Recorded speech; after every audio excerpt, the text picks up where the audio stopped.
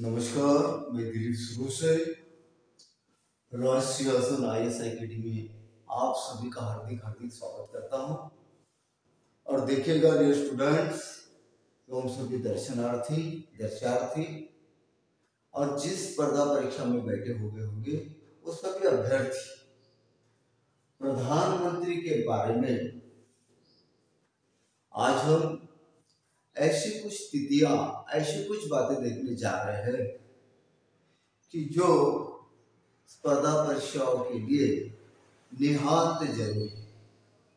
और एक general knowledge के तौर पर भी हमें जीवन में इस बात से पता होना चाहिए कि हमारे राज्य कारभार चलाने वाले प्रथम जो भी होते हैं प्रमुखता तौर पर जिन्हें प्रधानमंत्री कहलाया जाता है, क्योंकि प्रधानमंत्री जी की पोस्ट देश के सरकार के मुखिया की पोस्ट होती है। देश चलाने हेतु जो सरकार बनाई जाती है उसका मुखिया माननीय प्रधानमंत्री जी होते हैं।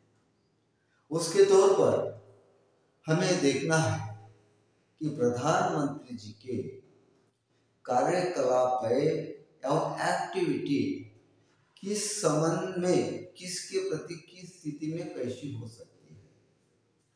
जैसे कि देश के माननीय प्रधानमंत्री जी को, देश तो केवल छोटा सा नहीं होता, 29 घटक राज्य, 8 केंद्र शासित बनकर मिला है हमारा भारत देश।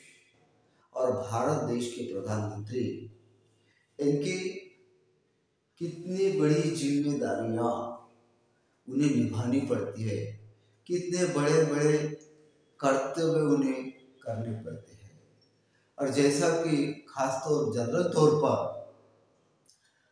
संसदीय लोकशासन प्रणाली में, संसदीय लोकतंत्रात्मक शासन प्रणाली में माननीय प्रधानमंत्री जी की भूमिका वो पद की गरिमा के लेवल पे देखा जाए तो उनके प्रति विश्व में अनेक महान पॉलिटिशियन विद्वानों ने अपने अपने अल्फाज द्वारा विधानें बनाई है।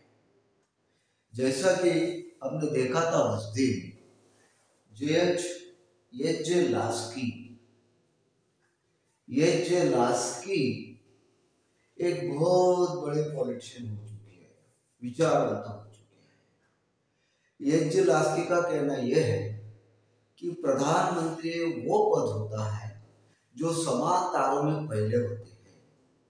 एक रांग है तारों की, ये तारों के समान लेवल के तारा है, उनमें बिचौले तारा या पहला तारा माननीय प्रधानमंत्री जी होते हैं। किसी ने यहां तक कह डाला कि संविधान के सभी रास्ते, सभी मार्ग माननीय प्रधानमंत्री जी के पद से होकर गुजरते हैं। यहां तक किसी विचारवंतों ने कह डाला, किसी विचारवंतों ने इसे एक जहाज का प्रमुख के तौर पर माना। जिस तरह से हमारा देशव्यापी राजनीतिक नैया चल रही है उसको संभालने हेतु माननीय प्रधानमंत्री जी का पद अत्यंत भव्यतम कर्तव्य पूर्ति की प्रदत्तीकरण करता है। ये बात ख्याल में रखिएगा।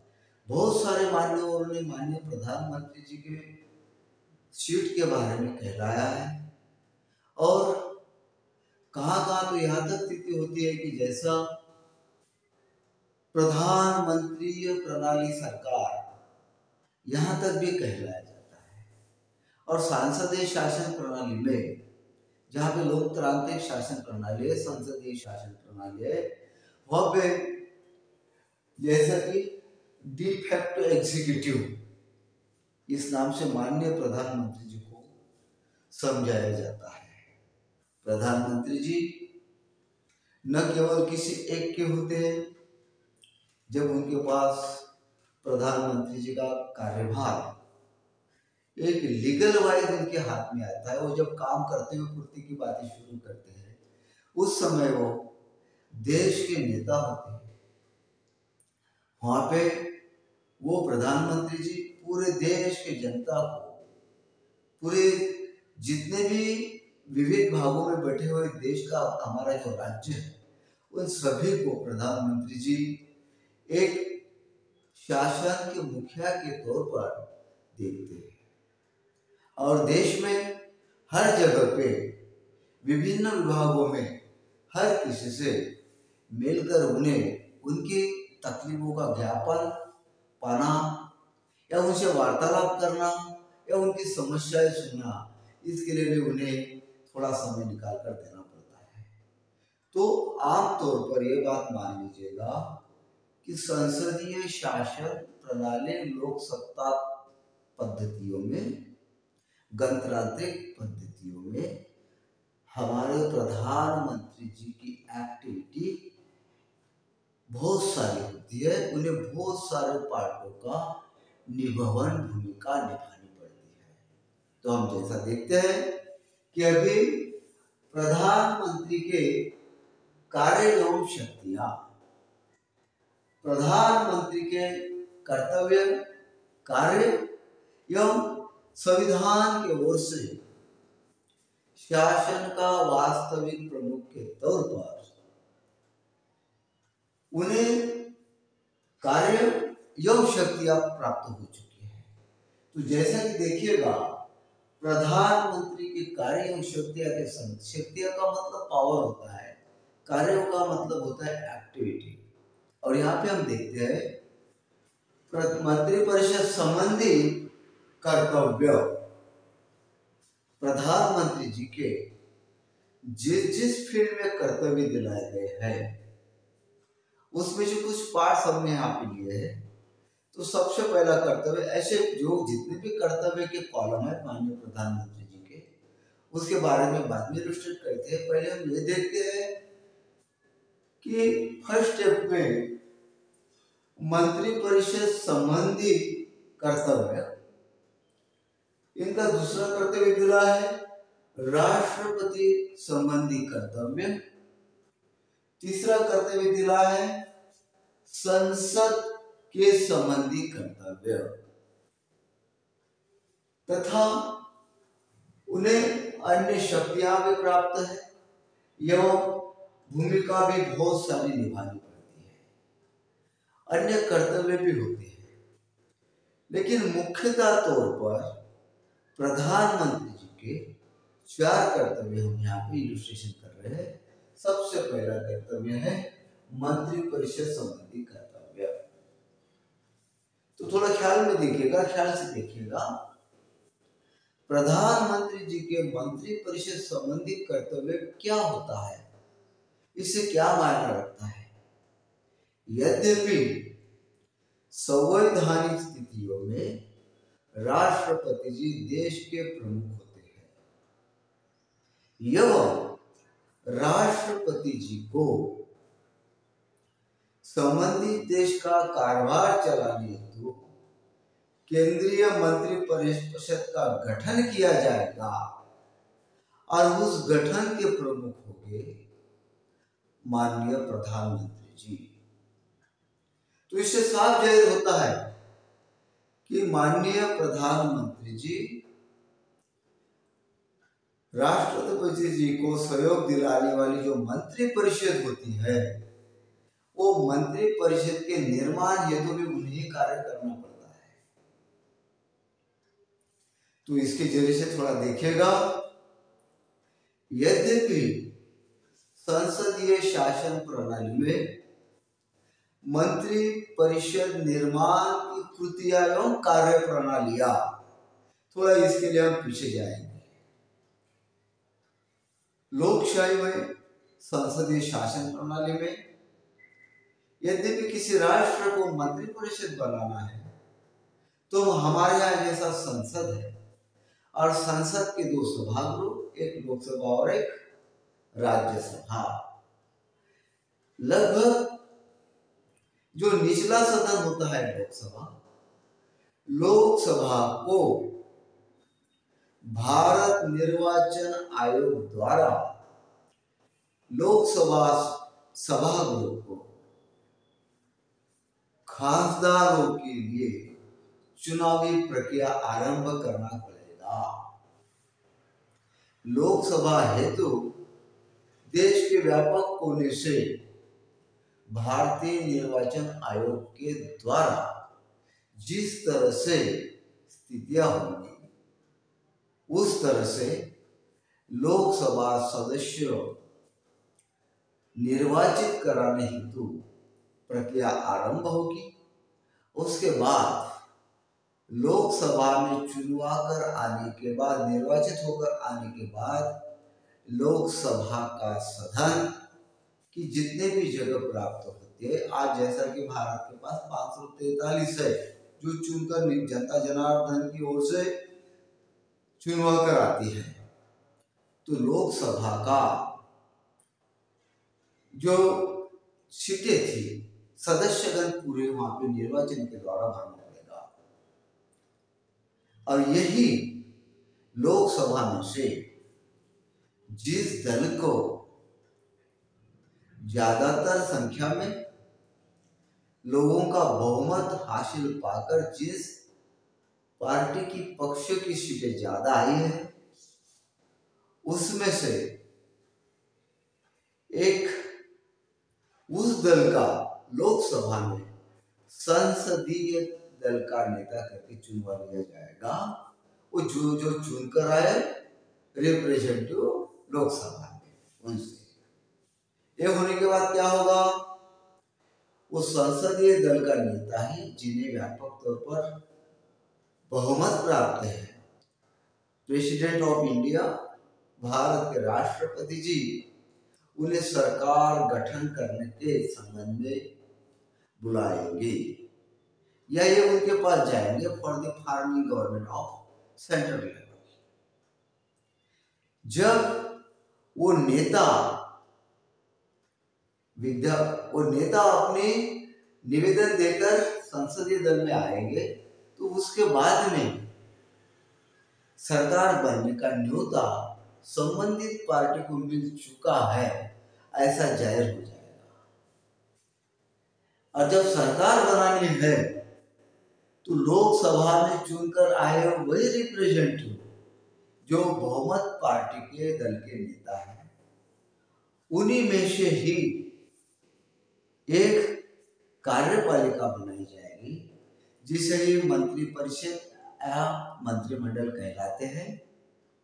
वो मंत्रिपरिषद में उन्हीं के बहुमत दल के नेताओं को ही प्रधानमंत्री जी मंत्रिमंडलीय के तौर पर स्वीकार करेंगे और उनका नाम की लिस्ट देकर राष्ट्रपति जी से लिखित तौर पर कहलाएंगे कि इन्हें मंत्रिपरिषद में गठन किया जाए या इनका मंत्रिपरिषद गठन में सम्मिलित किया जाए। यहाँ से हमें देखना होगा मंत्रिपरिषद के संबंधी यदि भी कर्तव्य देखते हैं हम माननीय प्रधानमंत्री जी के, तो हमें इतना जानना जरूरी होगा।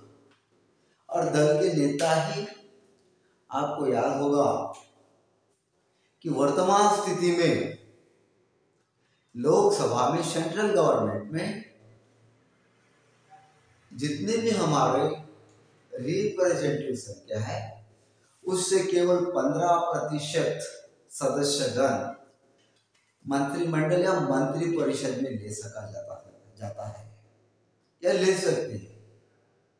15% के ऊपर किसी भी सदस्य को मंत्रिमंडल सदस्य में समाविष्ट नहीं करवाया जाता, ये बात ख्याल में रखिएगा। तो मंत्रिपरिषद संबंधी कर्तव्यों में सबसे पहले हमने ये देख लिया कि माननीय प्रधानमंत्री जी किस प्रकार से मंत्रिपरिषद के गठन के संदर्भ में जो अलग कार्य होते हैं उनके बारे में कार्य करते हैं। अब दूसरे तौर पर देखते हैं हम मंत्रिपरिषद एवं नियुक्ति करनी है तो राष्ट्रपति से संबंधित व्यक्ति की सिफारिश करना। जैसा कि हमने देख लिया कि कौन कौन से व्यक्ति के संदर्भ में, और जनरली तौर पर ऐसा कहा जाता है कि ऐसा ही होता है, वो मंत्रीगण उन्हीं को लिया जाता है जो पार्टी में बहुत सारे अनुभव व्यापक हो, जिन्होंने लोक कल्याण हेतु अपने बहुत सारी जिंदगी खर्ची कर ली हो, उच्च पढ़े लिखे, अनुभवतापूर्ण एवं सभी के साथ सम्मान और न्यायता से पेश आने वाले लोग मंत्रिमंडल में लिए जाते हैं, जिसमें भौगोलिकता के आधार पर भी होता है स्थान, जिसमें सामाजिकता के तौर पर भी आधार पर स्थान होता है। ये सब बातें होती है नियुक्तियों के बारे में, और उनके नाम की यादी जब राष्ट्रपति जी को प्राप्त होती है तो वही उन्हीं को ही स्वयं राष्ट्रपति जी उन मंत्रिपरिषद का निर्माण करते समय उन्हें शपथ दिलाई जाती है। यद्यपि किसी कारणवश माननीय राष्ट्रपति जी अवेलेबल नहीं है, ऐसे समय उनके द्वारा नियुक्ति पे आए हुए जो इंसान होंगे, जो पदाधिकारी होंगे, जो शासनाधिष्ठित होंगे, वो इनको शपथ दिलाते हैं। ये हो गए माननीय मंत्री जी के मंत्रिपरिषद और मंत्री संबंधी नियुक्ति करने संदर्भ में। अब दूसरी बात देखते हैं हम मंत्रियों का विभाग का बंटवारा फेरफार। मंत्रियों के विभाग का बंटवारा एवं फेरफार। माननीय राष्ट्रपति जी को जिस प्रकार की एक यादी मिली है, वो यादी के मुताबिक मंत्रीगण की नियुक्ति हो चुकी, शपथ विधि हो गया, लेकिन मंत्री को, माननीय संबंधित मंत्री को किस प्रकार का कार्यभार दिया जाए, इसके संदर्भ में माननीय प्रधानमंत्री जी, और कुछ ऐसी बातें होती है कि जो सब कुछ depend upon the prime minister as a decision. तो माननीय प्रधानमंत्री जी मंत्रियों के विभाग का बंटवारा करते हैं, किसे कौन सा खाता दिलाया जाए, विभाग दिलाया जाए। यह मंत्रिमंडल बन चुका है, गठन हो चुका है, कारभार चल रहा है, सब बातें हो रही है। यद्यपि ऐसे प्रधानमंत्री जी महसूस करते हैं कि संबंधित विभाग का माननीय मंत्रीगण सही मायने में कामकाज नहीं चल रहा, ऐसे समय प्रधानमंत्री जी मंत्री जी का कारोबार के बारे में फेरफार भी करते हैं। वो भी हक माननीय प्रधानमंत्री जी को है मंत्रिपरिषद के संदर्भ में। यह इतना होने के बाद भी यद्यपि प्रधानमंत्री जी चाहते हैं कि संबंधित मंत्री का विभाग वापस लिया जाए, फेरफार होने के बाद भी कुछ अनुभूति के आधार पर ऐसा मानते हैं कि संबंधित विभाग के मंत्री का कारोबार वापस लिया जाए, यह उन्हें मंत्री पद से मुक्त कर लिया जाए। ऐसे समय वो उन्हें निकाल बर्खास्त भी कर सकते हैं, यह अगर ना मान लिया जाए त्याग पत्र मांगकर बर्खास्त कर सकते हैं।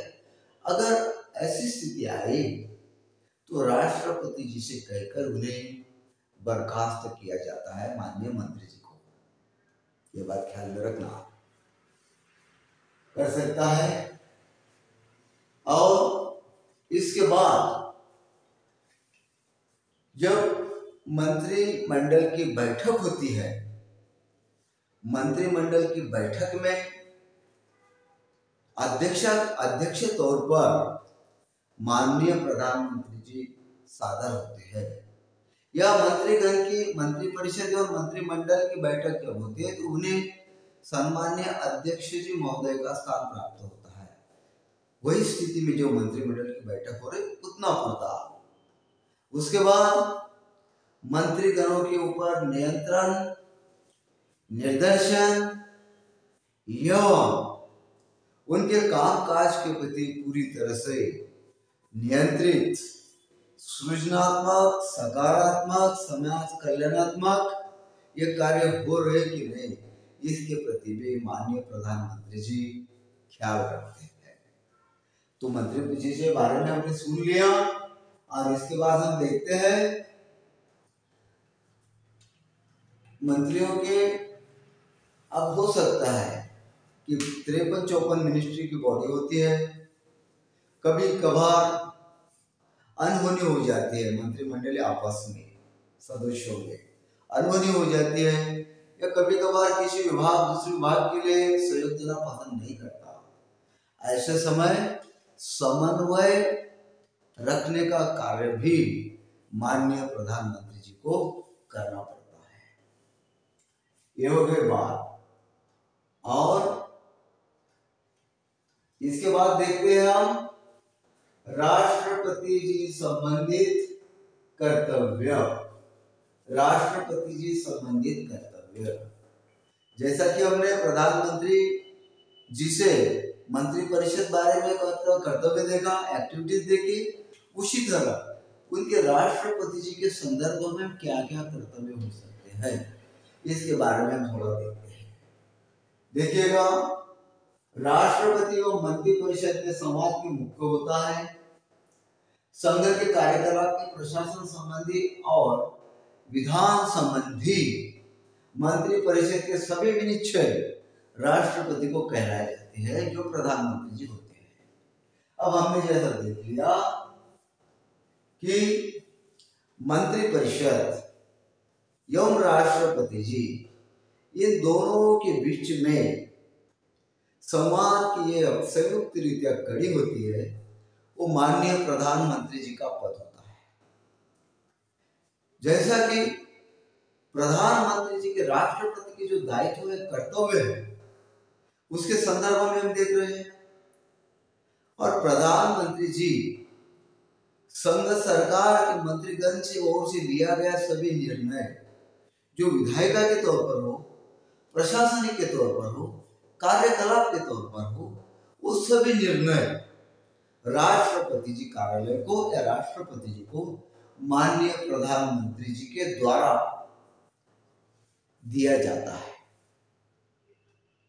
जैसा कि देश की स्थिति के अंतर्गत, देश में किसी स्थिति के अंतर्गत अगर संसद में, लोकसभा में विधेयक पारित होने की प्रक्रिया हो रही है, इसके लिए जो भी स्थितियां होती है, चीजें होती है, बातें होती है, और वो विनिश्चय होना फाइनल हो चुका है, यह देश के प्रति मंत्रिमंडल की ओर से, प्रशासनों के संदर्भ में उनके जरिए से किस प्रकार का कार्यकलाप किया जा रहा है, ये पूरी स्थितियों का विवरण माननीय प्रधानमंत्री के जरिए से राष्ट्रपति जी को प्राप्त होगा। ये बात ख्याल में रखिएगा। एक पहला कर्तव्य हो गया उनका। और संघ के कार्यकलाप के प्रशासन संबंधी और विधान संबंधी मंत्रिपरिषद के सभी विषय राष्ट्रपति को संसूचित करे, प्रशासन एवं विधान विषयक जानकारी राष्ट्रपति मांगने पर देना। कभी कभार यह होता है कि राष्ट्रपति जी स्वयं होकर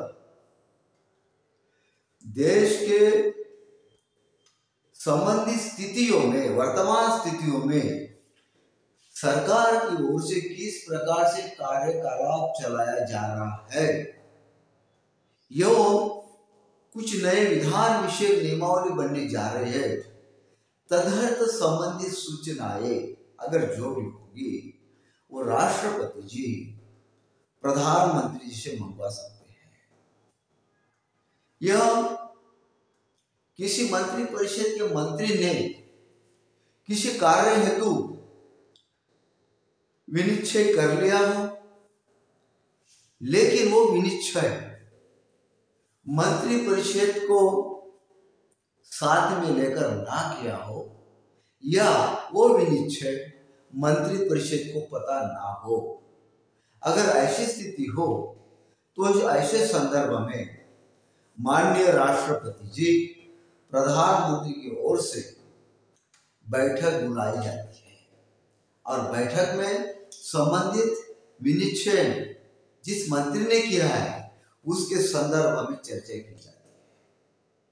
तो राष्ट्रपति जी के कार्यालय के संदर्भ में जब देश की सरकार के प्रमुख मुखिया प्रधानमंत्री जी कामकाज चलाते हैं, ऐसे स्थिति समय में उन्हें राष्ट्रपति जी को कुछ जवाब देने होते हैं, जैसा कि हमने भी देख लिया।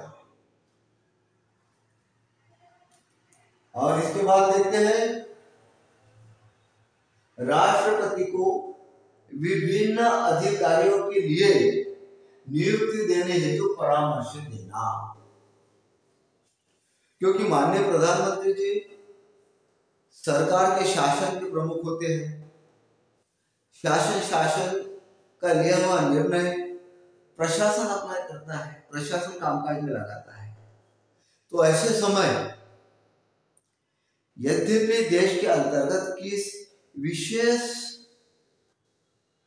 स्थितियों की नियुक्ति करनी है, विशेष पदों की नियुक्ति करनी है, ऐसे समय माननीय प्रधानमंत्री जी की ओर से राष्ट्रपति जी को कुछ बातें कहलाई जा सकती है जो निवेदनात्मक होता है। जैसा कि देखिएगा,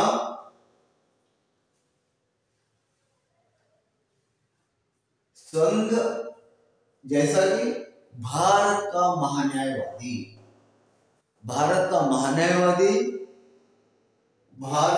महानियंत्रक एवं लेखा परीक्षक,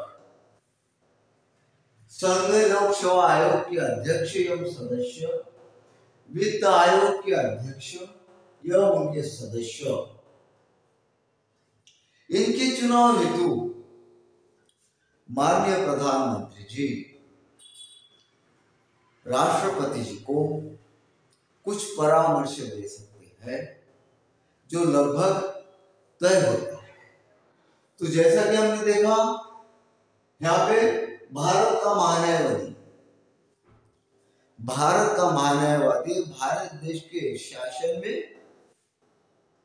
भारत देश के प्रशासन में एक बहुत बड़ी महत्वपूर्ण भूमिका निभाते हैं, जिसे अटॉर्नी जनरल ऑफ इंडिया भी कहलाया जाता है, जो कानूनन तौर पर विशेषताएं विशेषज्ञ होते हैं और भारत सरकार के शासन के द्वारा चलाया जा रहा कार्यभार, उनमें उनकी प्रशासनिक भूमिकाएं हरतापूर्वक अहम होती है।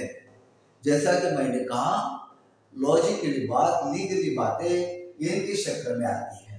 Attorney general of India Bharat का महान्यायवादी, सरकार की ओर से पूरे लीगल सिस्टम उन्हें संभालना पड़ता है। जो सरकार से ओर से किया जा रहा प्रशासनिक कार्यकाल खंड, प्रशासनिक तंत्र, ये सही मायने में लीगली है या नहीं, इसकी देखभाल उनके सेक्टर में जाती है। अब दूसरी बात देखिएगा, नियुक्ति होने के बाद जब तलक महानियंत्रक एवं महालेखा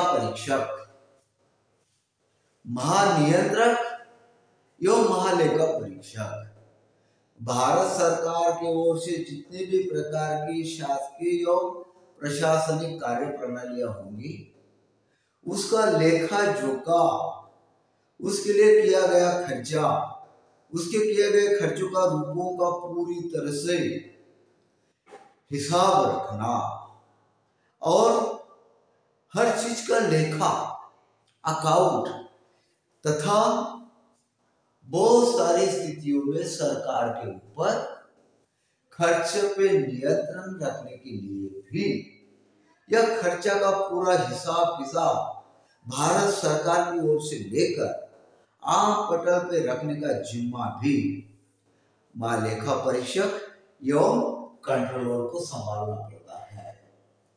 महानियंत्रक और लेखा परीक्षक, जिसे महानियंत्रक एवं लेखा परीक्षक को संभालना पड़ता है। इसके बाद देखते हैं संघ लोक सेवा आयोग के अध्यक्ष एवं सदस्य। भारतीय संसदीय शासन प्रणाली में लोक सेवा आयोग की बहुत बड़ी भूमिका होती है, जिनके अध्यक्ष एवं सदस्य नियुक्ति का मार्ग माननीय प्रधानमंत्री के जरिए से जाता है, जो राष्ट्रपति जी को परामर्श देकर करना पड़ता है। देश में शासन की ओर से चलाई जा रही विविध गतिविधियां प्रशासनिक यंत्रणाएं द्वारा लोगों का कल्याण, देश को चलाना, देश को संभालना, देश की सुरक्षितता करना, देश के अंतर्गत रहने वाले जितने भी मानवीय जमात है उन सभी के प्रति सही न्यायता पूर्वक, सम्मानता पूर्वक, समानता पूर्वक कामकाज हो और देश के संसद द्वारा बनाए गए विनिश्चय, विधि नियम, उपनियम, अधिनियम, कायदे, जो भी बात हो, कानून, जो भी बात हो, इन सभी को सही मायने से इस्तेमाल करके जनता तक पहुंचाना, सभी को संभालना, ये प्रशासन तंत्र के तरफ वास्तविकता के तौर पर जाता है। और इसलिए माननीय प्रधानमंत्री जी की ओर से संघ लोक सेवा आयोग के अध्यक्ष जी एवं सदस्यगण इनकी नियुक्ति के संदर्भ में परामर्श दिया जाता है ताकि जनता में या देश में सुचारू रूप से उनका शासन चले और जनता जनार्दन को न्याय मिलता रहे और वो सभी को सभी बातों का जो शासनाधीश शासन द्वारा दिलाया जा रहा है वो सभी बातों का लाभ देश के आखिरी इंसान तक पहुंचे। इसलिए संघ लोक सेवा आयोग की भूमिकाएं बहुत महत्वपूर्ण होती है, जिन्हें प्रशासन करने हेतु अधिकारियों की, स्टाफ की नियुक्तिकरण करने का काम दिलाया गया है। तो ऐसे समय वो भी बहुत ही सही मायने में वहां पे नियुक्तिकरण का कार्य करते हैं। इसलिए संघ लोक सेवा आयोग के अध्यक्ष एवं सदस्य इनके बारे में भी परामर्श दिया जाता है प्रधानमंत्री जी की ओर से माननीय राष्ट्रपति जी को। इसके बाद वित्त आयोग एवं उनके सदस्य, देश में ऐसे कुछ आयोग बने हैं, सरकार तो है ही, लेकिन सरकार के साथ साथ कुछ उनके अधीनस्थ कार्य करने हेतु या कहीं गए ऐसे आयोग होते हैं जो संविधानीय स्थिति में होते हैं। संघ लोक सेवा आयोग संविधानीय स्थिति में है, वित्त लोक सेवा आयोग भी वैसा होता है। वित्त आयोग अध्यक्ष एवं सदस्य की नियुक्ति के बारे में राष्ट्रपति जी से माननीय देश के शासन प्रमुख प्रधानमंत्री जी परामर्श करते हैं और वित्त आयोग ये देश की बहुत बड़ी जिम्मेदारी निभाने वाला संवैधानिक आयोग है। आखिर आपको पता है वित्त, पैसा, मनी, रुपया, बैलेंस शीट, आवक जावक, जो इतनी बड़ी जिम्मेदारी वित्त आयोग के अध्यक्ष के ऊपर होती है, वित्त आयोग के ऊपर होती है। जिस देश का रुपया बीमार हो, जिस देश को रुपया पर्याप्त मात्रा में मिल नहीं पा रहा हो,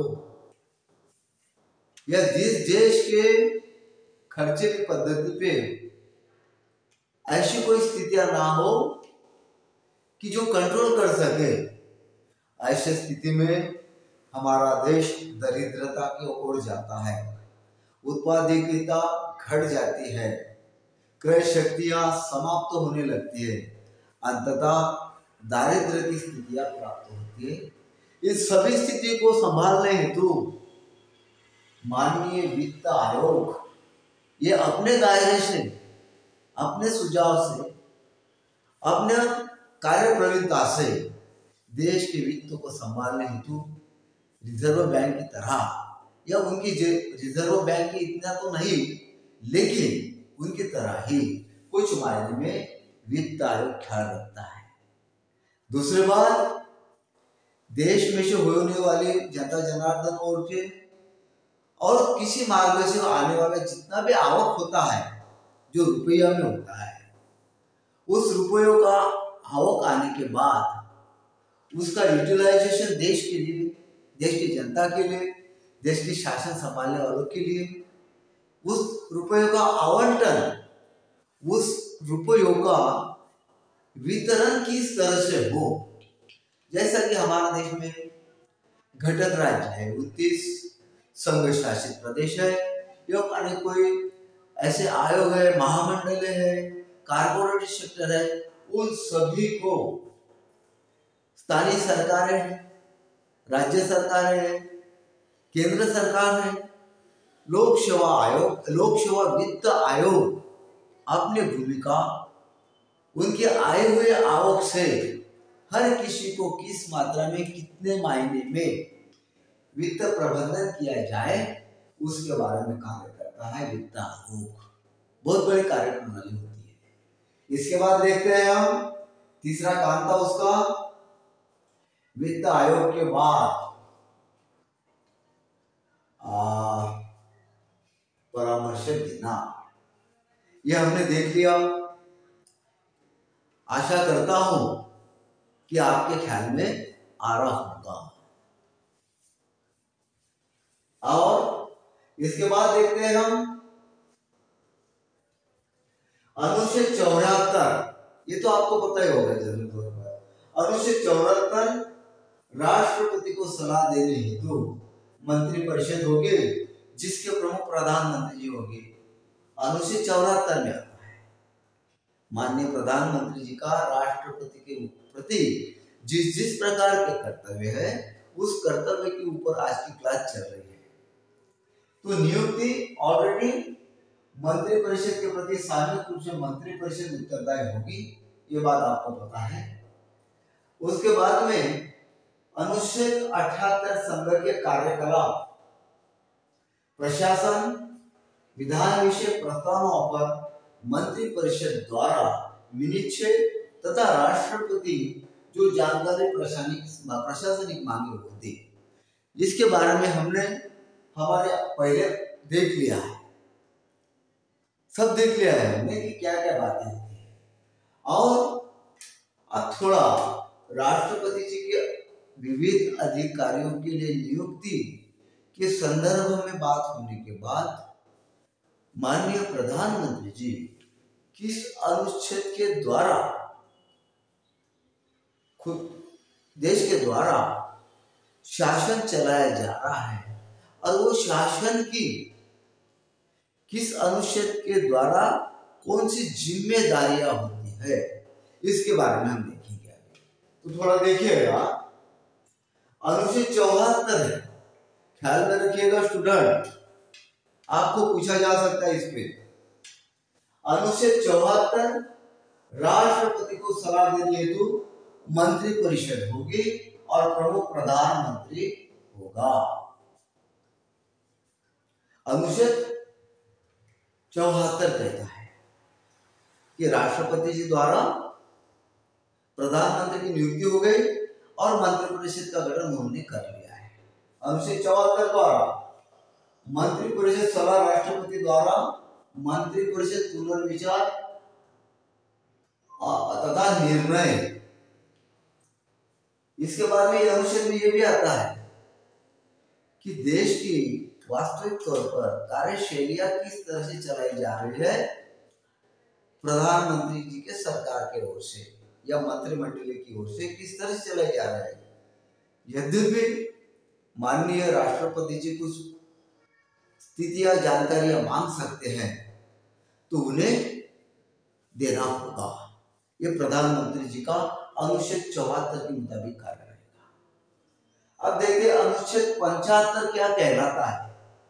अनुच्छेद 75 प्रधानमंत्री की नियुक्ति राष्ट्रपति करेगा और प्रधानमंत्री की सलाह पर अन्य मंत्री की नियुक्ति राष्ट्रपति करेंगे। मंत्रिपरिषद राष्ट्रपति के प्रशासक पद रहेगी और मंत्रिपरिषद लोकसभा के प्रति सामूहिक रूप से मंत्रिपरिषद उत्तरदायी। ये कॉलम देख लिया हमने, ये अनुच्छेद 75 में आता है कि अगर प्रधानमंत्री जी ने मंत्रिमंडल की नियुक्ति के संदर्भ में कहा, प्रधानमंत्री जी ने मंत्रिमंडल में नामों की एक यादी दिलाई गई उसके ऊपर अनुच्छेद 75 के मुताबिक अन्य मंत्रियों की नियुक्ति की जाएगी। अनुच्छेद 74 के मुताबिक नहीं है, वो केवल प्रधानमंत्री नियुक्त होगा।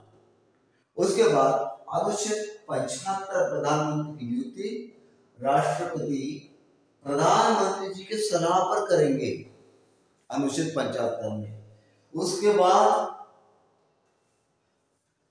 अन्य मंत्री जी की नियुक्ति भी तथा मंत्री परिषद के द्वारा लिए गए निर्णय किस प्रकार से हो रहे हैं उसके बारे में यदि राष्ट्रपति जी जवाब तलब करेगा माननीय प्रधानमंत्री जी से, तो उन्हें वो देना पड़ेगा।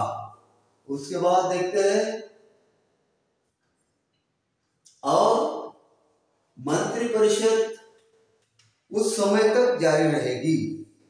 अनुच्छेद 75 कहता है हमारा मंत्री परिषद राष्ट्रपति जी के प्रसाद तक जारी रहेगी, ऐसा अनुच्छेद 75 में कहलाया गया है। लेकिन वास्तविक स्थितियां के तौर पर जब तक लोकसभा का विश्वास माननीय प्रधानमंत्री और मंत्री परिषद के ऊपर है, तब तक मंत्री परिषद का कार्य जारी रहेगा। एवं मंत्री परिषद लोकसभा के प्रति सामूहिक रूप से मंत्री परिषद उत्तरदायी होगी। कॉलम अनुच्छेद 75 के दरमियान ये बताया गया है कि ये जो मंत्री परिषद बनती, मंत्री परिषद लोकसभा में से बनाई जाती है। जो चुनकर आए सदस्य उनमें से मंत्री परिषद बनी, और यही मंत्री परिषद बचे हुए जो लोकसभा सदस्य हैं उन सभी ने अगर किसी के बारे में वार्तालाप किया तो उन्हें अपना जवाब तलब दिया जाएगा। जैसा कि लोकसभा अधिवेशन होता है, लोकसभा में लोकसभा के अध्यक्ष के जरिए से माननीय प्रधानमंत्री से या माननीय मंत्रिमंडल के सभी सहयोगी से देश के अनेक खासदार एमपी अपने सवालों के जवाब मांगते हैं कि हमारे आंध्र में क्या किया, हमारे बिहार में क्या किया, हमारे गुजरात में इस संदर्भ में क्या हो रहा है, महाराष्ट्र में इस सृष्टि से क्या हो रहा है, ये स्थितियों में क्या हो रहा है। जैसा कि हमारे देश के चुनकर आए हुए खासदार वो मंत्रिमंडल को लोकसभा अध्यक्ष द्वारा जवाब तलब करते हैं और संबंधित विभाग के मंत्रीगण उन्हें जवाब देते हैं। तो ये हो गई मंत्रिमंडल की सामूहिक तौर पर लोकसभा के प्रति जवाबदेही। इसके बाद और देखिएगा, जवाबदेही हो गई। और अगर ऐसे कोई कार्य हो जो खुद प्रधानमंत्री जी को ऐसे लगते हैं कि संवैधानिक दृष्टिकोण से संसद नहीं चल रही, या ऐसा कोई कार्य हो कि माननीय प्रधानमंत्री जी को ऐसा लगता है कि देश के व्यापक हित को ख्याल में लेते हुए हमने लोकसभा मंत्रिमंडल का इस्तीफा दे देना चाहिए और राष्ट्रपति जी को लोकसभा भंग करने का कह देना चाहिए, ऐसे समय भी लोकसभा भंग हो सकती है, मंत्रिमंडल भी समाप्त हो सकता है।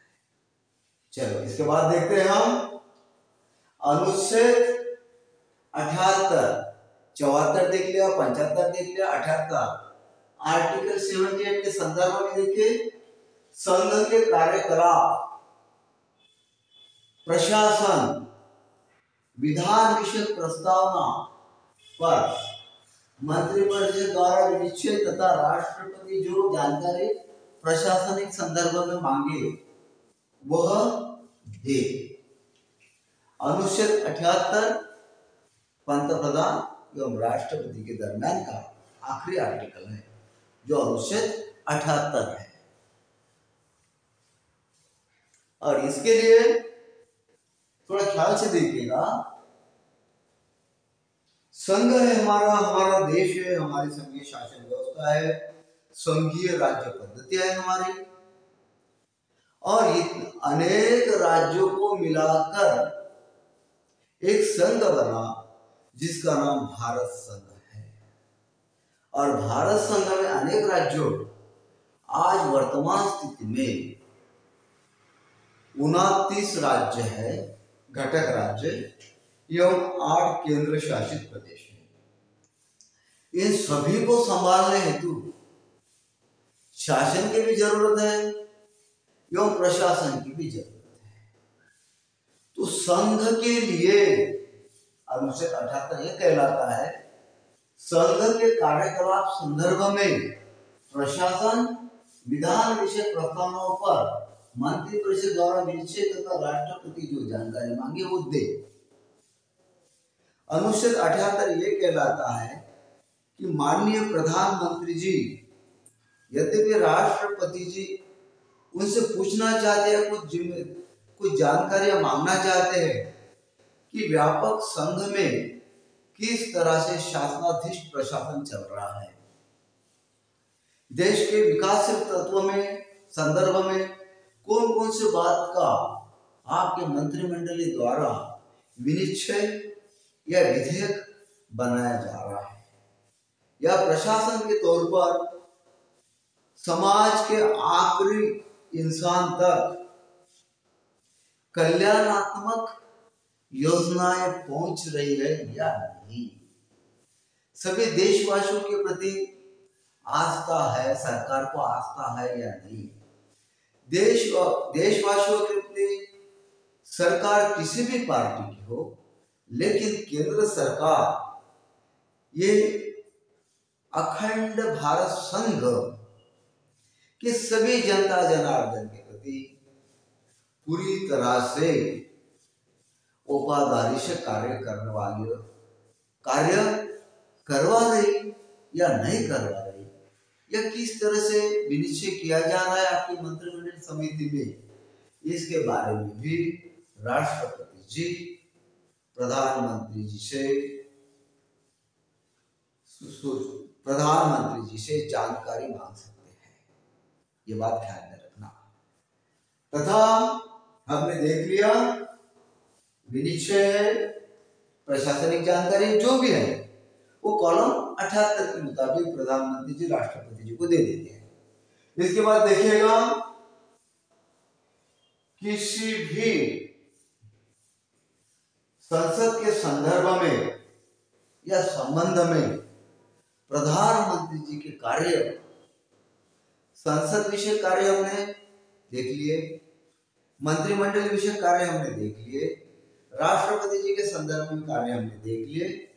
अब सबसे बड़ी बात यह होती है कि प्रधानमंत्री का आना कहां से होता है, प्रधानमंत्री कहां से बनते हैं, और प्रधानमंत्री जिस चौकट से देश में सरकार के मुखिया बनते हैं, उस चौकट के संदर्भ में माननीय प्रधानमंत्री जी की क्या भूमिकाएं हो सकती है, ये आखिरी पॉइंट रहेगा माननीय प्रधानमंत्री जी के ऊपर का, थोड़ा ख्याल से सुनिएगा। जैसा कि देखिए, संसद के संबंध में प्रधानमंत्री राष्ट्रपति जी से संसद का सत्र आहूत करने एवं सत्रावसान करने संबंधी परामर्श देते हैं। अब देखिए, मैंने कहा था आपको कि माननीय प्रधानमंत्री जी किस चौकट से आते हैं, तो माननीय प्रधानमंत्री जी लोकसभा नाम के सभागृह से आते हैं। जनरल तौर पर या कहीं कहीं समय स्थिति के मुताबिक माननीय प्रधानमंत्री जी अभी तक आए हैं जो राज्यसभा से भी आते हैं, लेकिन संसद ये 2 सभागृह मिला के बनती है, लोकसभा एवं राज्यसभा। तो इसीलिए दोनों सभागृह के प्रति माननीय प्रधानमंत्री जी की क्या संबंध हो सकते हैं, क्या भूमिकाएं हो सकती है, क्योंकि इन्हें निर्माण करने के लिए इनकी स्टेट जरूरी होती है, चाहे वो राज्यसभा से हो चाहे वो लोकसभा से हो। जो भी स्थितियां प्रधानमंत्री जी वहीं से बनेंगे और कैसे नहीं बन पाएंगे भारत में, तो देखिएगा, प्रधानमंत्री राष्ट्रपति से संसद का सत्र बुलाने के लिए कह सकते हैं। जैसा कि लेटेस्ट में शीतकालीन सेशन समाप्त हो चुका, ऐसे सत्र जब देश के लिए खुले तौर पर संसद के द्वारा बुलाए जाते हैं तो माननीय प्रधानमंत्री जी की ओर से माननीय संघ के राष्ट्रपति जी को कहलाया जाएगा और उसके ऊपर राष्ट्रपति जी सत्र को आहूत करते हैं। संसद का सत्र इनवाइट करते हैं, सत्र लेने की स्थितियां बताते हैं।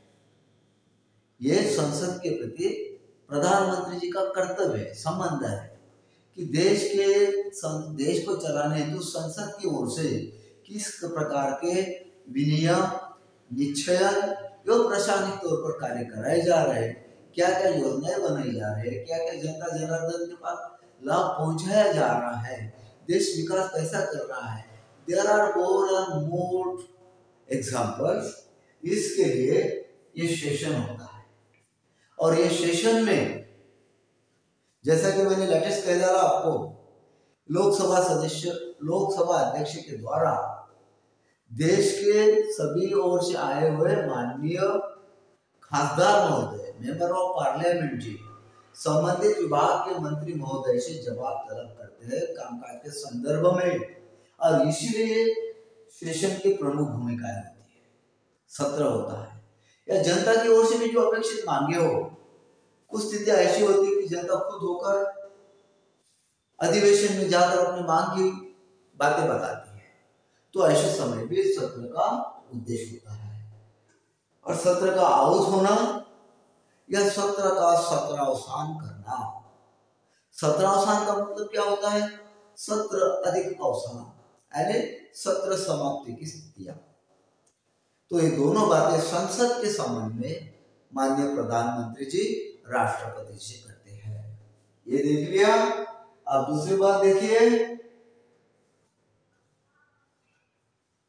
किसी भी समय लोकसभा विघटित करने की सिफारिश राष्ट्रपति से कर सकते हैं। माननीय प्रधानमंत्री जी जो देश के शासन प्रमुख होते हैं, ऐसे शासन प्रमुख को सरकार चलाते समय बहुत सारी दिक्कतें, तकलीफें, आलोचनाएं, गलतियां, इन सभी का सामना करना होता ही है, इसमें कोई संदेह नहीं, ये निस्संदेह वाक्य है।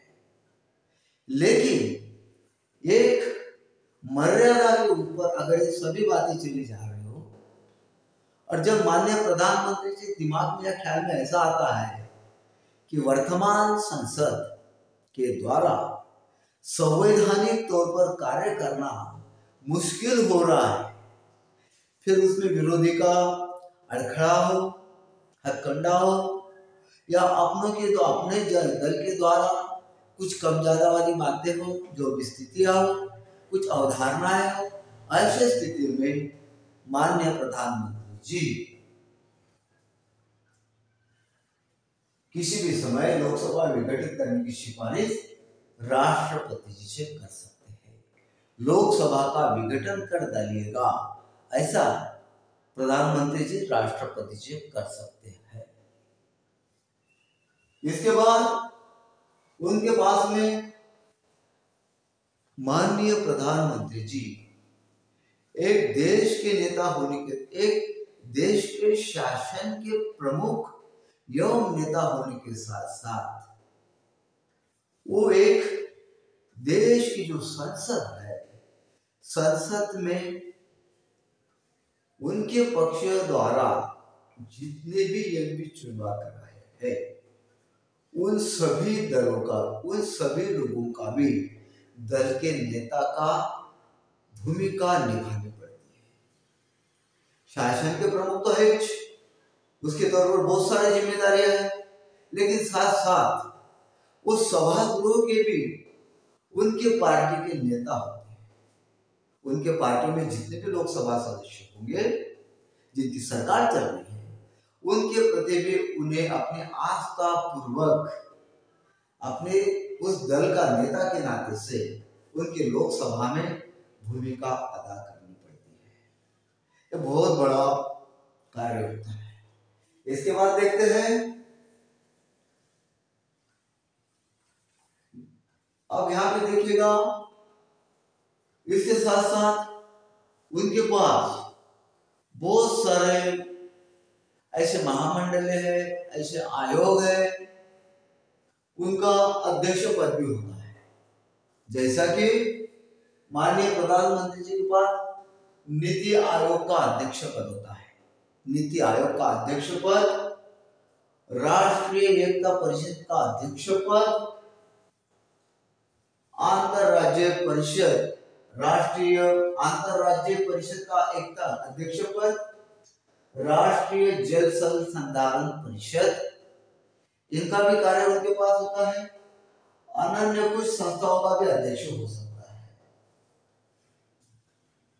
राजनीतिक तौर पर, राजनीतिक अधिकारों के तौर पर माननीय प्रधानमंत्री जी अपनी भूमिका राष्ट्रपति जी के प्रति,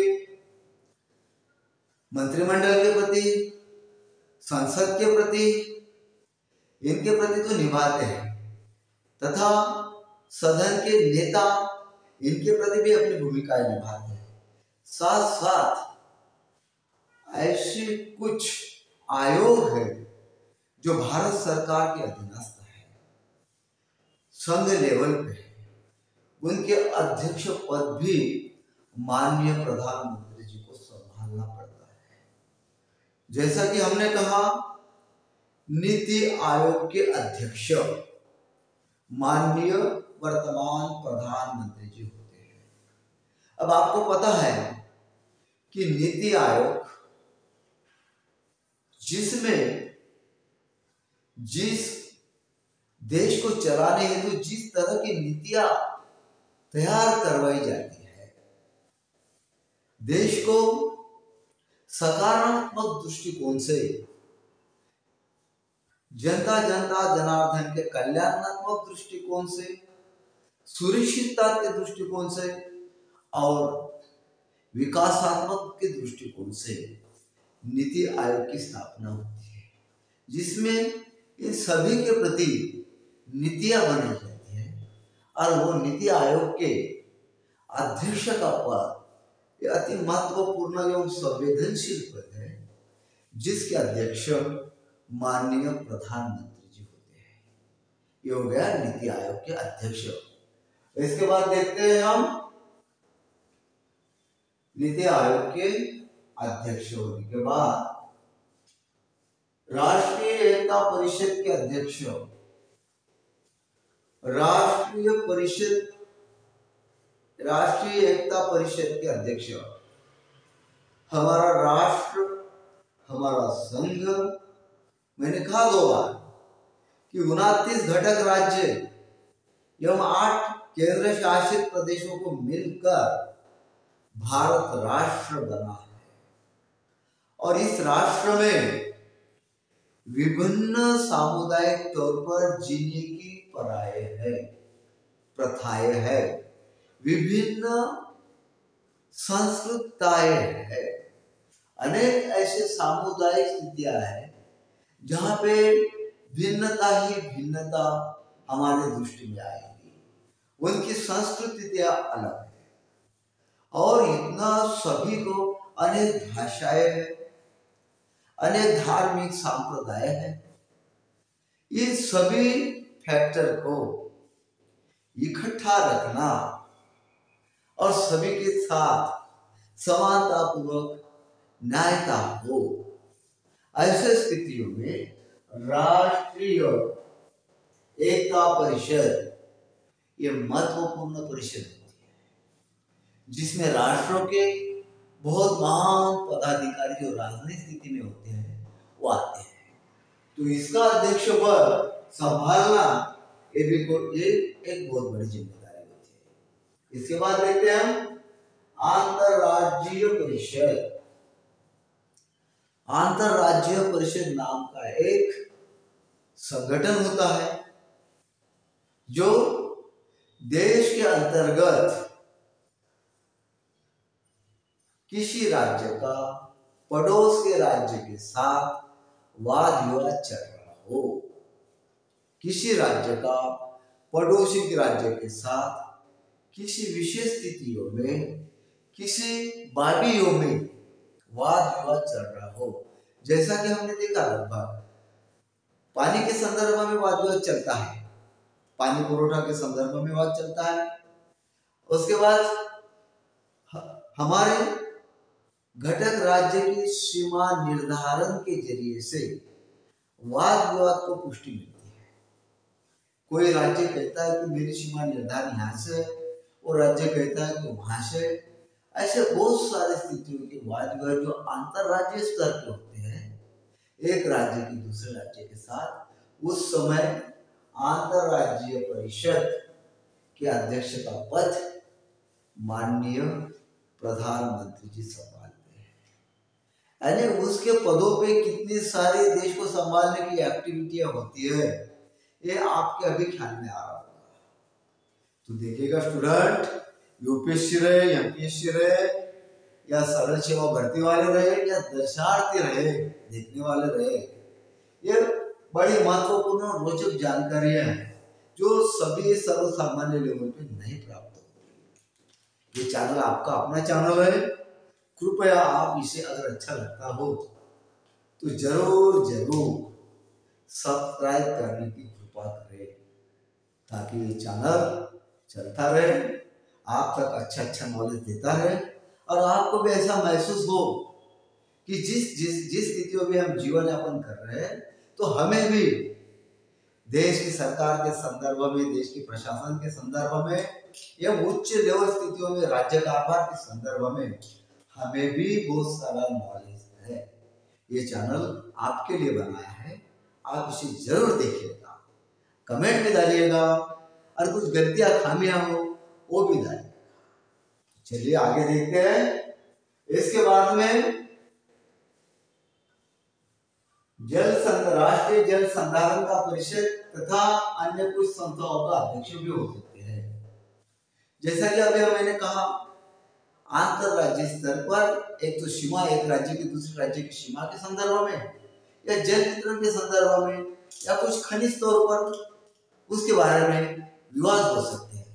तो वैसे में इन्होंने जल संसाधन परिषद बना ली है, सरकार ने जल संसाधन परिषद बना ली है, और उस परिषद के महत्वपूर्ण अध्यक्षता पद माननीय प्रधानमंत्री जी की तरफ ही जाता है।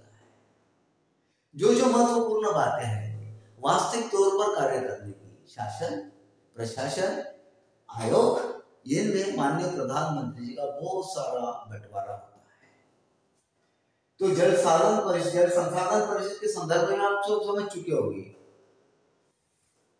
ऐसे कोई स्थितियां, ऐसे कोई स्टेट्स है, ऐसे कोई घटक राज्य है जहां कुदरत के द्वारा पूरी मात्रा में जितना भी चाहिए उतना पर्जन्यमान प्राप्त नहीं होता। ऐसे समय पड़ोसी राज्य से या और गए राज्य से वहां पे जो निर्मित किए है, जिसे जल संचालक कहते हैं, जैसे जल रखने वाले, ऐसे कोई नाम होते हैं, तालाब हो, कुएं हो, नदियां हो, ऐसे में दूसरे स्टेट का पानी ले जाकर धरने हो, दूसरे स्टेट का पानी का वाटर, उसे क्या कहते हैं, उनका शहर, कुछ इनके पास रखते हैं, कुछ पानी का शहर दूसरी की ओर दिलाया जाता है, ताकि उनको भी पानी की उपयोगिता हो और वो उपयोग ले सके।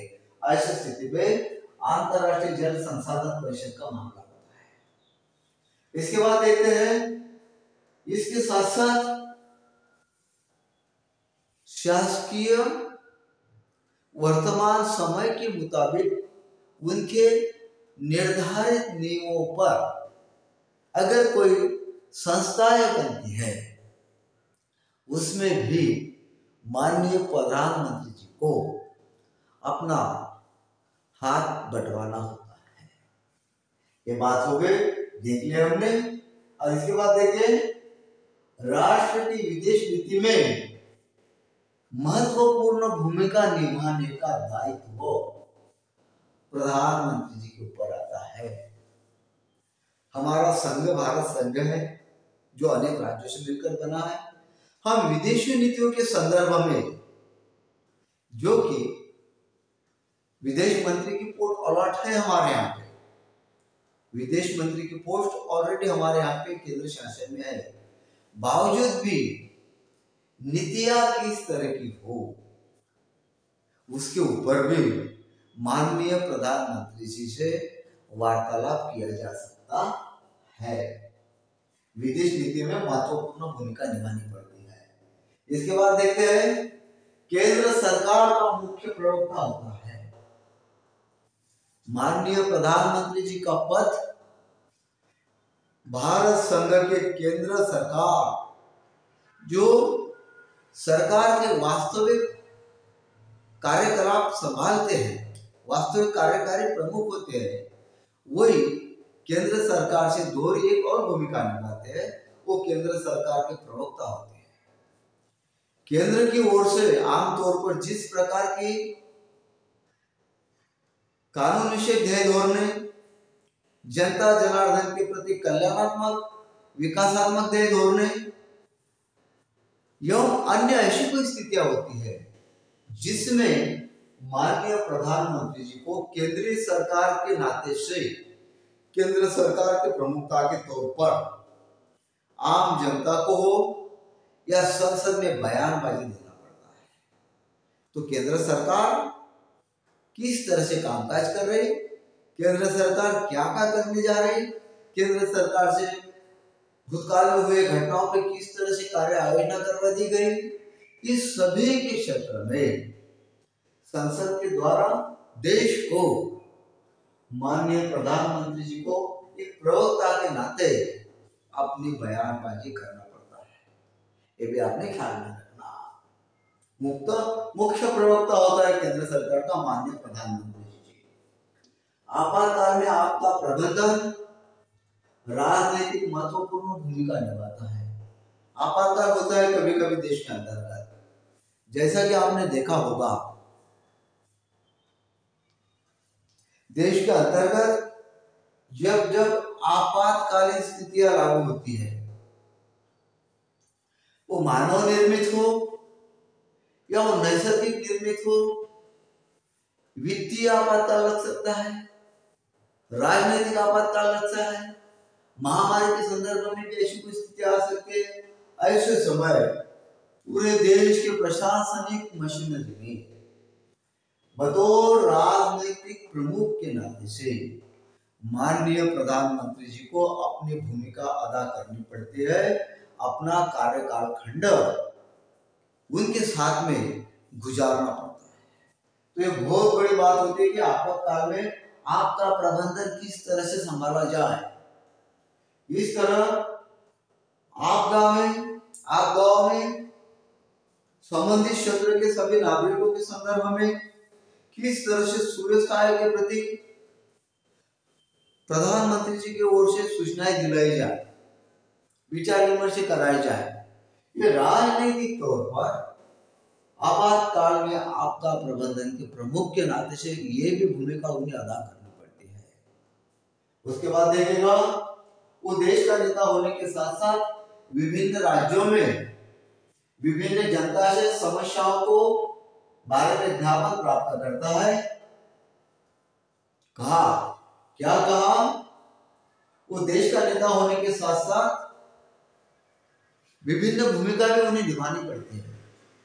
जैसा कि देखिएगा वर्तमान स्थिति में जो भी माननीय प्रधानमंत्री के पद पर कार्य करते होंगे, जिस भी बहुमत वाले दल से चुनकर आए होंगे और उनके द्वारा राष्ट्र हो रहा है, उनके द्वारा प्रधानमंत्री बन चुके होंगे, लेकिन जब प्रधानमंत्री का कार्य या कुर्सी उनके सामने आती है तो वो उस समय पूरा अखंड भारत संघ के प्रधानमंत्री होते हैं। वो बहुत बड़ी कुर्सी होती है और उसके ऊपर देश के अंतर्गत आने वाले वो सभी घटक राज्य, वो सभी केंद्र शासित प्रदेश, वो सभी सामुदायिक मानवीय जीवन सभी सामुदायिक मानवीय जीवन इनके वो नेता होते हैं, जो सभी देशवासी हमारे प्राइम मिनिस्टर जी के होते हैं उस समय जब वो बतौर प्रधानमंत्री के तौर कार्य करने लगते हैं। तो ऐसे समय देखिएगा वो देश का नेता होने से विभिन्न राज्यों में विभिन्न जनता से समस्याओं के संदर्भ में विज्ञापन संभाल सकते हैं। 29 घटक राज्यों में भी वो जाएंगे, वहां की जनता जनार्दन का जो भी तकलीफ हो, जो भी ज्ञापन हो, जो भी मांग हो, उसके ऊपर वो ख्याल करेंगे। और एक ही अल्फाज में मैंने कह डाला आपको कि प्रधानमंत्री का प्रत्यक्ष तौर पर कुर्सी पर बैठना और कार्य पालन शुरू करना, उस समय वो प्रथमता भारत संघ के नागरिक के नजदीक के होते हैं और भारतीय जनता जनार्दन के नेता होते हैं। ये बात ध्यान में रखिएगा। प्रशासनिक सेक्टर अलग, शासकीय सेक्टर अलग, संसद अलग, उनके कर्तव्य अलग, लेकिन जब जनताओं में जाते हैं, वो जनता कुछ भी हो, वो जनता के पहले प्रतिनिधि होते हैं वास्तविक तौर पर माननीय प्रधानमंत्री जी। और इसके बारे में वो सत्ताधारी दल का नेता है, वो सेनाओं के राजनीतिक प्रमुख भी होते हैं। मैंने कहा है कि माननीय प्रधानमंत्री जी की इसकी बड़ी सारी जिम्मेदारियां होती है, इतनी भूमिकाएं होती है कि जिसके हद नहीं। लेकिन साथ साथ हमने पहले वाक्य कह डाला कि प्रधानमंत्री कहां से आए हैं, तो प्रधानमंत्री जी संसद का एक सभागृह लोकसभा से आए हैं और लोकसभा में आज बतौर एमपी चुनकर आए हैं। तो उनका जो दल होता है लोकसभा में, उनका भी उन्हें नेता के नाते से निर्वहन करना पड़ता है। अंतर्गत भावियां होती है दल के नेताओं के नाते से, वो भी माननीय प्रधानमंत्री जी को संभालना पड़ता है। इसके बाद वो सेनाओं का राजनीतिक प्रमुख है। आपको पता है भारत देश के भारत संघ के अंदर का जो 3 प्रकार की सेनाएं हैं, उस सेनाओं का ऑलरेडी संवैधानिक प्रमुख पद माननीय राष्ट्रपति जी को जाता है तथा वास्तविक राजनैतिक कार्यपालक करके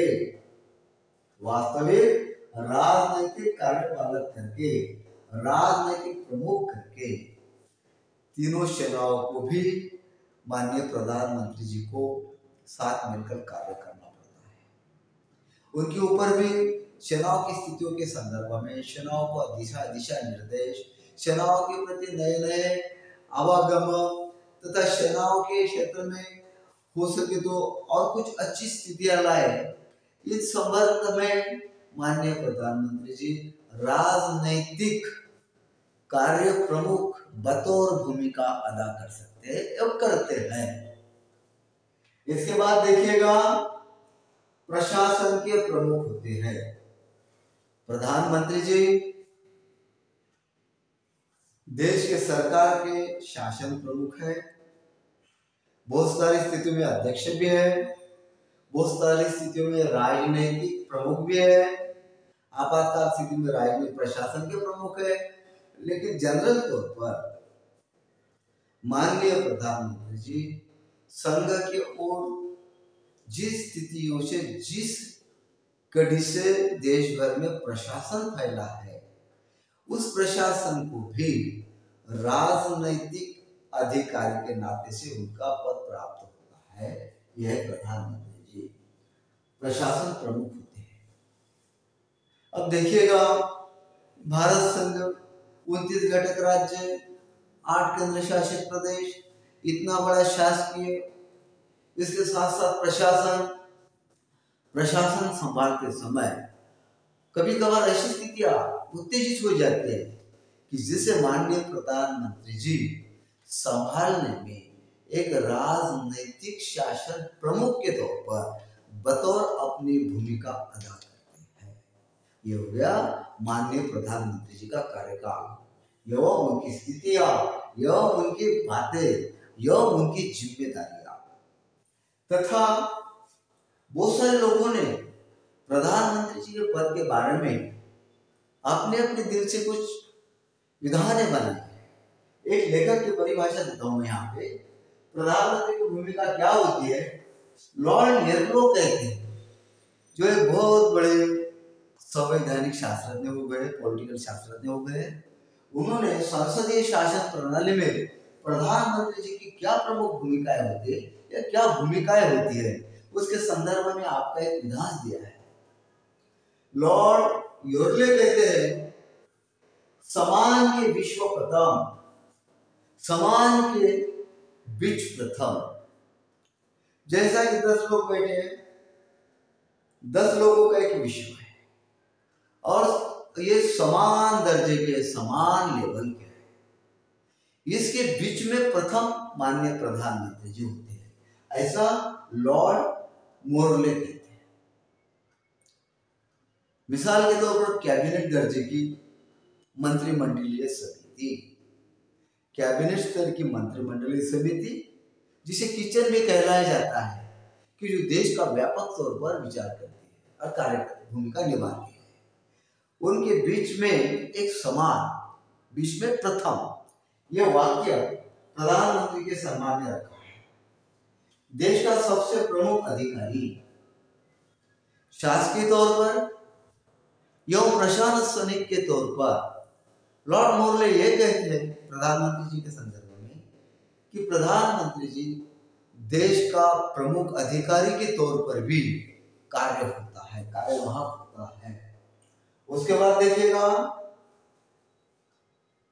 जेनिस के मुताबिक, दूसरे पॉलिटिशियंस है, जेनिस शास्त्रज्ञ है, उनके मुताबिक सूर्य के समान एक बहुत बड़े पॉलिटिशियन, साइंटिस्ट हो चुके जेनिस जिसका नाम है, उन्होंने माननीय प्रधानमंत्री जी के पद के संदर्भ में क्या विधाएं दी है, क्या विधान दिए, तो जरा देखिएगा। ये कहते हैं जेनिस के मुताबिक सूर्य के समान संविधान का मुख्य मार्ग, माननीय प्रधानमंत्री जी का पद संबंधित देश की शासकीय प्रणाली, प्रशासकीय प्रणाली वो होता है जिस तरह से ऊपर से हमें सूर्य प्रकाश देता है, उसने इतनी महत्वपूर्ण भूमिका है देश के संभालने में, चलाने में, विकासात्मक स्थितियों में माननीय प्रधानमंत्री जी की होती है। सूर्य के समान कायला है। दूसरी बात उन्होंने ये कहा है, संविधान का मुख्य मार्ग। जेनिस ये भी कहते हैं कि संविधान का मुख्य मार्ग हर तरह वाया माननीय प्रधानमंत्री की कुर्सी से इर्द गिर्द होता है। हम तो देख ही रहे वर्तमान स्थितियों में हमारे यहाँ पे जिस तरह से लोकशाही सांसदीय स्थिति है, राजनीतिक स्थिति है, इसमें हर कार्य का मार्ग माननीय प्रधानमंत्री के इर्द गिर्द से ही गुजरता है, जो संविधानात्मक है। तो इन्होंने कहा संविधान का मुख्य मार्ग माननीय प्रधानमंत्री जी की कुर्सी के इर्द गिर्द से घूमता है। यानी संवैधानिक जो भी कार्य होंगे उस कार्य के साथ में साथ बटोरने का कार्य पूरी तरह से माननीय प्रधानमंत्री जी को प्राप्त होता है, ऐसा जेनिस कहते हैं। इसके बाद देखिएगा, एक तीसरे बहुत बड़े पॉलिटिशियन, साइंटिस्ट हो चुके हैं जो इंटरनेशनल लेवल पे है, हर्बर्ट मैडिसन, ख्याल में रखिएगा, हर्बर्ट मैडिसन। ये कहते हैं सरकार के मुखियों के रूप में सर्वप्रथम माननीय प्रधानमंत्री जी सरकार के रूप में सबसे पहले, और ये जायज है क्योंकि हमारे राजनीतिक पद्धतियों में सरकार बनाने का कार्य उनके आधारित स्थितियों पे ही होता है। सरकार बनाना बोले तो वास्तविक तौर पर कार्यपालिका बनाना, कार्यपालिका बनाना तो आए हुए चुनकर बहुमत वाले सदस्यों के द्वारा कुछ सदस्य उनमें लेना, उन्हें खाते का बंटवारा करना, माननीय राष्ट्रपति जी को और उनके नामों की लिस्ट भेजना और वही लोगों को खाते न्याय वाटप करना, जो भी करना है, नियुक्ति करना, ये सभी बातें प्रधानमंत्री से होती है। इसीलिए इसने कहा है सरकार के मुखिया के रूप में सर्वप्रथम होते हैं। हमारी किचन कैबिनेट है। किचन कैबिनेट की अध्यक्षता, कुछ भी निर्णय लेने के पहले अध्यक्षता माननीय प्रधानमंत्री जी फरमाते हैं। किचन कैबिनेट आपको पता होगा सरकार का एक छोटा सा स्वरूप है जिसमें केवल देश के कैबिनेट स्तर के मंत्री ही वो बैठक को रह सकते हैं और सभी मंत्री वो वित्त के हो, गृह के हो, संरक्षण के हो, ये जो भी मंत्री सेंट्रल लेवल पे कैबिनेट लेवल के कैबिनेट किचन के होंगे वो एक में के खाते के प्रति सामुदायिक तौर पर जिम्मेदारियां अदा करते हैं। अगर गृह मंत्रालय से कुछ गलती हुई तो ये जो किचन कैबिनेट है इन सबको उसके फल भोगना पड़ता है। तो इसीलिए मुखिया के प्रमुख प्रधानमंत्री जी। इसके बाद कहा है इन्होंने विलियम वर्नर, ये भी देश में, ये भी अंतरराष्ट्रीय लेवल पे बहुत बड़े एक जाने माने पॉलिटिशियन साइंटिस्ट है जिसका नाम है वर्नर। ख्याल रखिएगा, वर्नर का कहना है, विलियम वर्नर का कहना, तारों के बीच की चंद्रमा, माननीय प्रधानमंत्री जी के संदर्भ में यह अल्फाज कहला गया है कि तारों के बीच की जो चंद्रमा होती है उसके मुताबिक इनका कार्य होता है। मुनरो कहते हैं राजनयिका का कप्तान। इसके बाद अंत में मुद्रो का भी सिद्धांत आया है माननीय प्रधानमंत्री जी के संदर्भ में कि ये कहते हैं जिस प्रकार से देश की शासकीय प्रशासनिक नैया चलाने का कार्य करवाया जाता है सरकार की ओर से, इन सभी इस नौका का, इस राजनयिक नौका का प्रमुख कप्तान माननीय प्रधानमंत्री जी होते हैं। तो 4-5 अंतरराष्ट्रीय लेवल के पॉलिटिशियन साइंटिस्ट ने प्रधानमंत्री पद के संदर्भ में जो जो विधानें दिलाई है वो वास्तविक तौर पर भारतीय लोकतंत्रात्मक संसदीय शासन प्रणाली में वास्तविकता के तौर पर उजागर है और इसके बारे में आप भी हर दिन देखते हैं। तो देखिएगा माननीय प्रधानमंत्री के संदर्भ में आज का वीडियो जो मैंने डाला ये राष्ट्रीय शासन IAS एकेडमी की ओर से था। मैं आपसे गुजारिश करता हूं दर्शकों, या UPSC स्टूडेंट हो या MPSC स्टूडेंट हो, जो और कोई हो और दर्शनार्थी हो, देखने वाले हो, विजर्स हो, उन विजन को ये कहना चाहता हूं कि इस चैनल को आप सब्सक्राइब जरूर कीजिएगा और ज्यादा से ज्यादा मात्रा में इसे औरों के साथ में शेयर भी कीजिएगा। तो आज का वीडियो, आज का नॉलेज आप सभी को उचित लगेगा ऐसी आशा व्यक्त करता हूं और अगले क्लास में मिलने तक जय Hind. Thank you so much.